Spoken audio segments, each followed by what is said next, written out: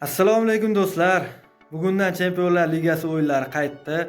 Bugun 22:45 dan boshlab Zo'r TVda Ajax hamda Benfica o'yini boshlanadi. Bu o'yin ham ajoyib o'tishi aniq va keyingi o'yinlarga to'xtalamiz. Keyingi o'yinlar Borussia Dortmund o'z uyida Villarrealni qabul qiladi va Borussia Dortmundda kichik ustunlik bo'lishi mumkin. Va Chempionlar Ligasida markaziy o'yin bor. Chelsea o'z maydonida Barselonani qabul qiladi. Bu o'yin soat 1:00 dan boshlab Zo'r TVda namoyish etiladi va ajoyib o'tishi aniq. Barselonada jarohatlangan o'yinchilar safga qaytdi. Rafinha va barchalari safga qaytdi. Pedridan tashqari albatta. Chelsea'da ham ajoyib yangilik bor do'stlar. Cole Palmer safga qaytdi jarohatdan tuzalib va bugun asosiydan tushirmasa kerak, katta ehtimol 10-15 minut ikkinchi taymda 10-15 minut vaqt bersa kerak. Chunki jarohatdan endi qaytdi Palmer va ozgina kirishib olish kerak do'stlar. Chelsea'da ham Barselonada ham kayfiyat a'lo darajada.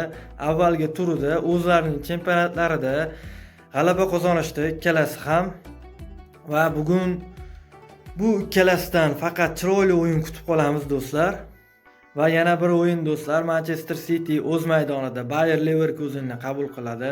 Manchester City APLda oldingi turda mag'lubiyatga uchradi Newcastle'ga qarshi va kayfiyati a'lo deyish qiyin hozir.